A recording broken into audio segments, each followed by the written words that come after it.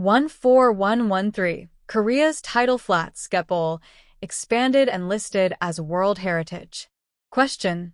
Master, at this turning point, the tidal flats of Korea, Getbol, have been expanded and inscribed as a World Heritage Site through the 48th UNESCO World Heritage Committee held in Busan. Humanity is preserving the value of nature by designating it as World Heritage.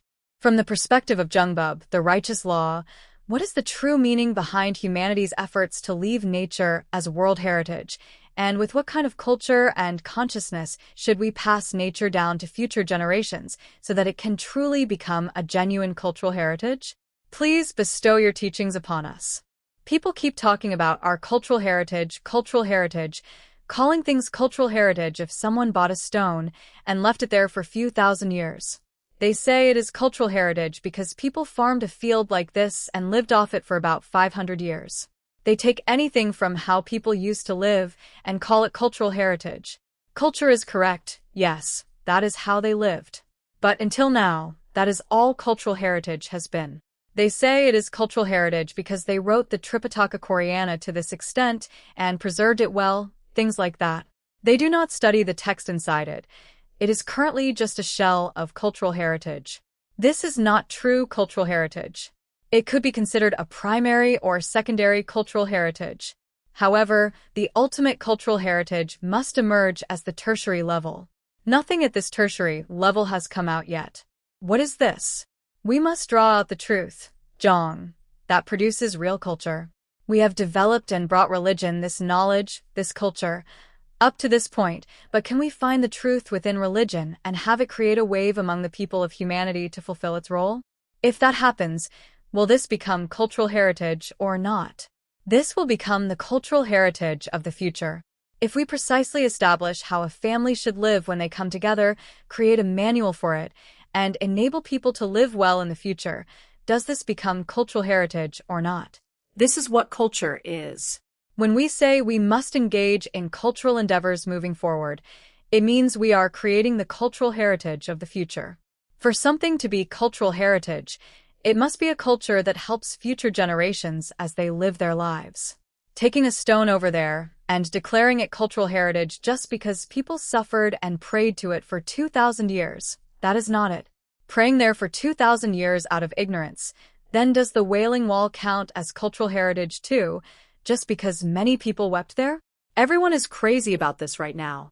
Opening the path for human beings to live correctly in the future, that culture is what becomes cultural heritage. People will probably say, let's make Romeo and Juliet a cultural heritage work too. But what happens if you live like that? A lot of people die.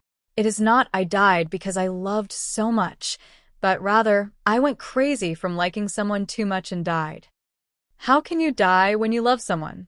They do not know what love is. If you love, you cannot die. Why? Because you are so happy. Who dies when they are happy? There is no such thing. They went crazy and died because things did not go their way while liking someone. And yet, people call it a masterpiece they wouldn't trade for any country. They have exploited that work for a long time. If it were played today, would we watch it? Nowadays, those kinds of stories are everywhere. When it comes to things like cultural heritage, if they say something is happening somewhere, it is fine to think, they're doing it again, go look around and touch things together. Why? Because the answer has not come out yet. What are they doing in Busan right now? If you approach it that way through culture, it becomes a cultural heritage that prevents damage to nature in the future. Once the international community recognizes it and registers it as World Heritage, a single country cannot just do whatever it wants to damage it. To utilize it to that extent, they need international approval, or else the international community will protect it so it remains in its natural state. That is what it is. What they are creating internationally right now is designed to prevent further damage to nature, to have human society join together to protect these things, and because they are well preserved, to attract many tourists for tourism. That is the direction it goes into again. Not a single piece of real cultural heritage has appeared in the world yet. It is only beginning now, in the post-Heaven era, Hushin era. For example, the Nobel Prize in Literature is over too. There is no one left to give the Nobel Prize in Literature to just because they unfolded a rationale using knowledge. Since there is no one, who do they give it to? They give the Nobel Prize in Literature to someone who struggled for a long time writing a book over many years, and then finally put one out. Once someone receives a Nobel Prize in Literature, books sell in large volumes, money piles up, and they get arrogant to the point where they try to attack even their own country. Big trouble happens if you give awards improperly. They even point fingers at the president, because they grew big after receiving the Nobel Prize in Literature. How foolish must the recipient have been for them to act so foolishly, meaning the Nobel Foundation is doing something fundamentally wrong right now. What did anyone achieve to be given a Nobel Peace Prize or a Nobel Prize in Literature? The Nobel Foundation needs to be reprimanded once. There is no one worthy of receiving the awards. From now on, a new paradigm must emerge for someone to be deserving of an award. Instead of the Nobel Prize, a new award needs to be created from now on. As the parents of society are formed, the parents of human society, they should bestow awards under a certain foundation or title. We are the ones who need to create those going forward. Humanity has made efforts up to this point to grow to this stage, but from here on, a new paradigm must emerge. When a work comes out that can perform aigwangongik, benefiting the public broadly for many people, that is when an award should be given for practicing aigwangongik. Here, aigwangongik is different from aitaheng, acts of altruism. Aitaheng refers to doing something slightly good for the person right in front of you, whereas aigwangongik refers to accomplishing a work or deed that influences future generations and even the next life, helping people live their lives, thereby remaining eternally in posterity.